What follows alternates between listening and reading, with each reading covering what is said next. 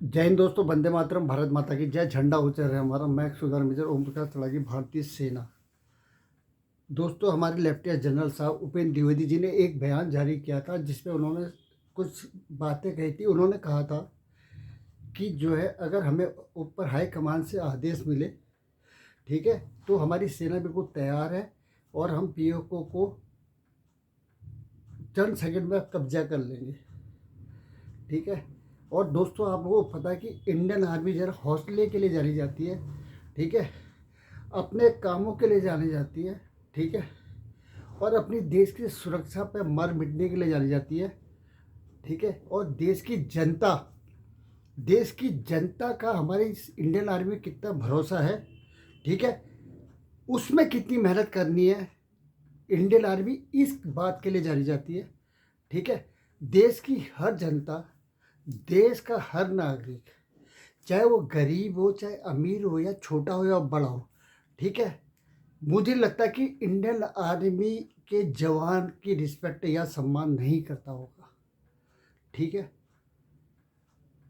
लेकिन हमारे देश के अंदर, ठीक है, किसी बात को कह देना और उसके बाद माफ़ी मांग लेने का जो चलन चला हुआ है ना, ये बहुत ही गंदा और बहुत ही दुखदाई है दोस्तों।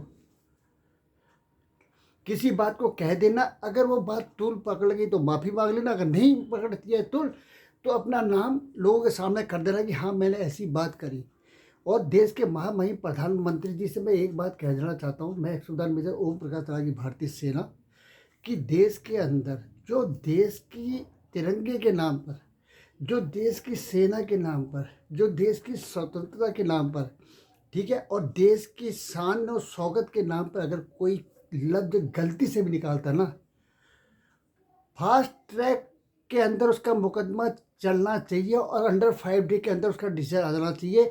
और ऐसे देशद्रोही को ना, उसकी गर्दन कलम करने का आदेश होना चाहिए।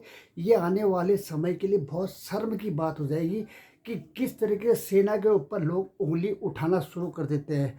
इससे पहले ट्रिपल एक्स, ठीक है, ट्रिपल एक्स बनी थी, ठीक है, उसको ट्रिपल एक्स बनाई गई थी, जिसमें सेना के अफसरों को, सेना के जवानों को, मतलब स्त्री के साथ कैसे, गैर स्त्रियों के साथ, मतलब ऐसी ऐसी गंदी गंदी चीज़ें हमारा जो, ये जो हमारा ना सेंसर बोर्ड है पास कर देता है। और वो चीज़ें, गंदी चीज़ें, आज के देश के युवा बच्चे उस चीज़ को देखते हैं और उनके दिल में भी गलतफहमी पैदा होती है, क्या सेना के अंदर भी ऐसा होता है, ठीक है। और ये बहुत ही हास्यास्पद, बहुत ही शर्मसार स्थिति है दोस्तों।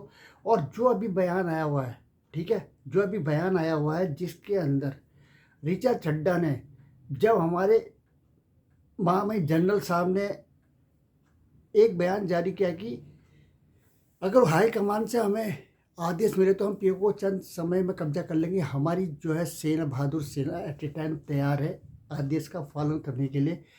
तो ऋचा चड्ढा नाम की एक एक घटिया, गंदी, नाली की कीड़ी, जिसकी मानसिकता इतनी छोटी है, जिसके माँ बाप ने उसको इतनी गंदी गंदी सोच से, मतलब सिखा सिखा के पैदा किया हुआ है। वो रोटी इसी देश की खा रहे हैं, पैसा इसी देश से कमा रहे हैं, ठीक है, इसी देश के राशन से अपना भरण पोषण कर रहे हैं, इसी देश के तिरंगे से उन लोगों को जाना जाता है। और वो बोलते हैं कि गलवान जनरल साहब, गलवान घाटी आपको हाई बोल रही है।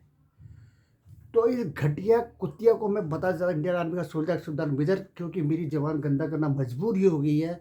क्योंकि लोग बोलते नहीं है, कहते हैं इन्होंने माफ़ी मांग ली, लेकिन दिल अंदर से कितना दुखता है यार। सेना के अंदर काम करना, सेना के अंदर मेहनत करना, एक एक दिन में 40 घंटे की ड्यूटी आप मान के चलो, और कितने रफ एंड टफ अंदाज से इंडियन आर्मी का सोल्जर ड्यूटी देता है और अपने प्राणों की आहुति देने के लिए बिल्कुल बिल्कुल भी नहीं घबराता है। वहाँ पे अगर ऐसा बयान दुनिया के सामने आए, जो सोशल मीडिया के माध्यम पूरी दुनिया में वायरल होता है और हर जगह सेना की बदनामी होता है, थू थू होती है, और वो नल्ला, वो नल्ली, वो जाहिल, वो कुतिया जो एक टॉप हीरो के तौर पे सामने आ जाती है उन लोगों के उसमें, जो लोग एक्चुअल में चाहते हैं कि भारत के बारे में ऐसा बोला जाए, ठीक है। ऋचा चड्ढा ने बोला कि गलवान घाटी आपको हाई बोल रही है, तो इस कुतिया को मैं बताता हूँ गलवान घाटी पक्का हाई बोल रही है, वो सही बात बोल रही है तो कुतिया, क्योंकि हमारे 20 जवानों ने गलवान घाटी के अंदर शहादत पाई थी और हमारे जवानों ने कम से कम 50 से 60 सैनिक चाइना के, क्योंकि वो देशद्रोही थे, गद्दार थे, उनको मौत के घाट उतारा। ठीक है। और उन इसलिए गलवान घाटी सल्यूट करती है कि तुमने देश के गद्दारों को जो है अपनी प्राणों की आहुति देकर सीमा की रक्षा करी और उनको पीछे भागने पे मजबूर किया। ठीक है। ऐसी गंदी और जाहिल औरत को अगर जो फिल्म में रह के एसी रूम में बैठ के 2 शब्द टाइप करके देश के खिलाफ और सेना के खिलाफ ऐसी घटिया बात बोले ना, ऐसी औरत हो चाहे मर्द हो, बक्सा नहीं जाना चाहिए। और ऋचा चड्ढा, मैं एक सुधार मित्र ओम प्रकाश तड़ागी, भारतीय सेना, तेरे को एक बार बता दे रहता हूँ, एक छिनार औरत, एक घटिया औरत। ठीक है। क्योंकि तू ना तो औरत है ना तू मर्द है, समझी। तूने जो बात कही है ना, जिस इंसान में दिमाग को कभी सेना के बारे में इतनी गंदी, देश के सम्मान के बारे में इतनी घटिया बात कभी सोच नहीं सकता है। मैं तेरे को एक बात क्लियर बता देना चाहता हूँ, हमारे देश की सेना वर्ल्ड की नंबर 1 सेना है। और तेरी जैसी जाहिल गंदी औरतें हो चाहे मर्द हो, कितना भी भड़का ले, कितना प्रोपेगेंडा कर लेना, इंडियन आर्मी वर्ल्ड नंबर 1 सेना, टॉप की सेना है। चाहे युद्ध हो, घरेलू मसला हो या बाहर का मसला हो, उसमें हमारी सेना ने हमेशा टॉप में आगे बढ़ चढ़ के हिस्सा लेके अपना 100 दिया है। ठीक है। तूने लोगों के माहौल को देख के माफ़ी तो जरूर मांग ली ना, लेकिन तेरा ये जो बयान है ना, ऊपर वाला तुझे कभी माफ़ नहीं करेगा, इस चीज़ को हमेशा याद रखना। और मोदी, आप जो हाथ जोड़ के रिक्वेस्ट है इस इंडियन आर्मी के सोल्जर की, क्यों? क्योंकि हमने 30 साल सेना को दिए हैं और पूरे युद्ध स्तर में हम भारत माँ की रिस्पेक्ट और सम्मान करते हैं। हमने तिरंगे के लिए सेना को जोड़ा, ना कि नौकरी के लिए। सिर्फ ड्रेस वर्दी पहनने की भूख थी, इसलिए हम सेना में गए थे।